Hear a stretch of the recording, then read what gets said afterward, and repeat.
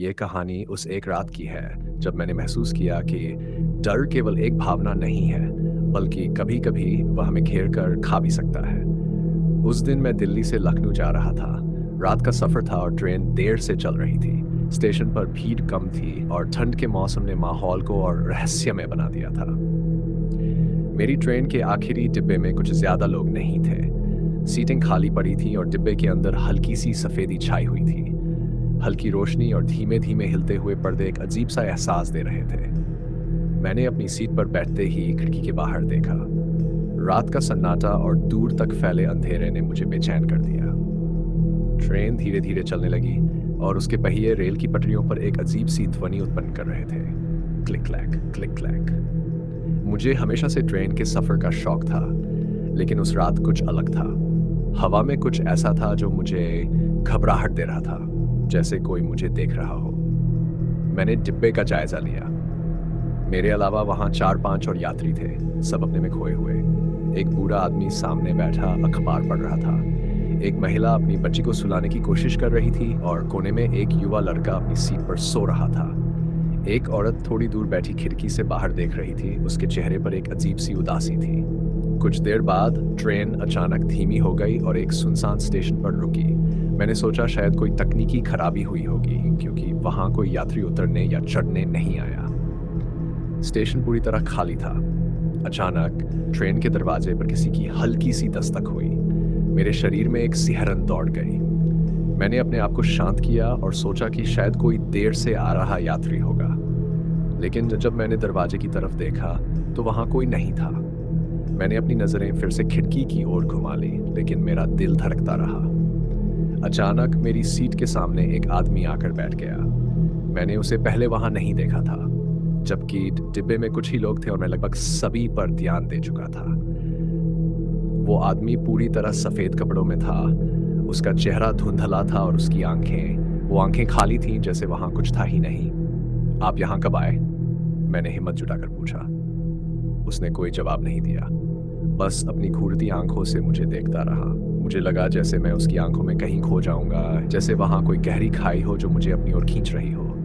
मैंने सिर झटकर उसकी तरफ से नजरें हटा ली, लेकिन अब माहौल और भी भारी लगने लगा। ट्रेन फिर से चल पड़ी, लेकिन मेरी बेचैनी और बढ़ती जा रही थी। तभी अचानक ट्रेन में लाइटें चमकने लगी। डिब्बे में हलचल मच गई। वो बूढ़ा आदमी जो अखबार पढ़ रहा था, उसने अपनी जगह से उठकर बाहर देखने की कोशिश की। महिला ने अपनी बच्ची को कसकर पकड़ लिया और वो लड़का जो सो रहा था अचानक से जाग गया।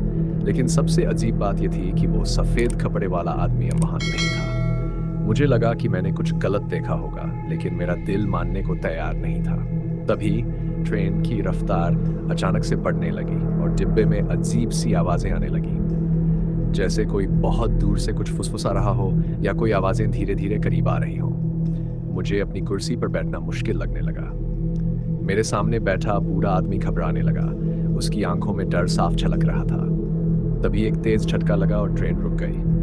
बाहर झांक कर देखा तो स्टेशन पर कुछ नहीं था, केवल अंधेरा और कोहरा।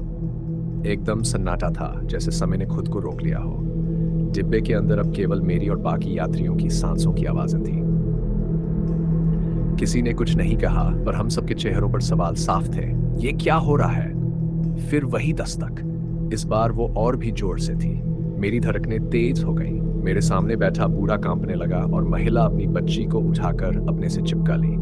मैं हिम्मत करके दरवाजे की ओर बढ़ा, लेकिन जैसे ही मैंने दरवाजा खोलने की कोशिश की, कुछ अदृश्य ताकत ने मुझे पीछे धकेल दिया। दरवाजे पर खून से सने हाथों के निशान थे। ये सब क्या है? मैं चिल्लाया, लेकिन कोई जवाब नहीं मिला।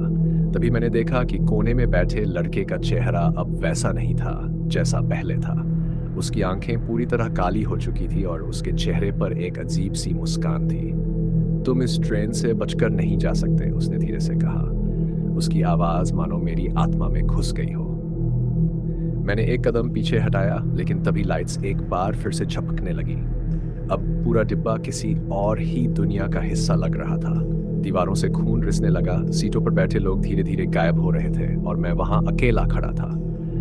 मैंने भागने की कोशिश की, लेकिन मेरे पैर जैसे जकड़ गए थे। तभी वो सफेद कपड़ों वाला आदमी फिर से मेरे सामने आ गया। इस बार उसका चेहरा और भी विकट था और उसकी आंखों से खून बह रहा था। उसने मेरे कंधे पर हाथ रखा और मैं अपनी जगह से हिल भी नहीं पाया। ये ट्रेन अब तुम्हारी नहीं रही, उसने बुदबुदाते हुए कहा। उसकी आवाज से मेरा शरीर ठंडा पड़ गया। तुम अब हमारे साथ हो, वो बोला, और उसके चेहरे पर एक भयानक हंसी फैल गई। मैंने पूरी ताकत से खुद को छुड़ाने की कोशिश की, लेकिन तभी ट्रेन का माहौल बदलने लगा। मेरे चारों ओर अंधेरा फैल गया और अचानक से मैं खुद को एक अजीब सी जगह पर पाया। वहां कोई ट्रेन नहीं थी, कोई स्टेशन नहीं था, सिर्फ कोहरा और धुंध। अब मैंने अपने चारों ओर देखा, लेकिन कुछ भी साफ नहीं दिख रहा था। तभी मैंने उन सभी यात्रियों को देखा जो मेरे साथ डिब्बे में थे। वो अब इंसान नहीं थे। उनके चेहरे विकृत हो चुके थे और उनके हाथों में जंजीरें थीं। वो धीरे धीरे मेरी ओर बढ़ने लगे। मुझे समझ नहीं आया कि मैं कहाँ हूँ या ये सब क्या हो रहा है, लेकिन एक बात साफ थी, मैं अब इस अजीब और भयानक दुनिया का हिस्सा बन चुका था। आज भी जब मैं ट्रेन की आवाज़ सुनता हूँ तो वो खून से सने हाथ और वो भयानक हंसी मेरे कानों में गूंज उठते हैं। लोग मानते हैं कि ये सिर्फ एक डरावनी कहानी है, लेकिन मैं जानता हूँ कि जो कुछ उस रात हुआ वो सच था। और उस ट्रेन के आखिरी डिब्बे में आज भी वो सफ़ेद कपड़ों वाला आदमी नए शिकार की तलाश में बैठा रहता है।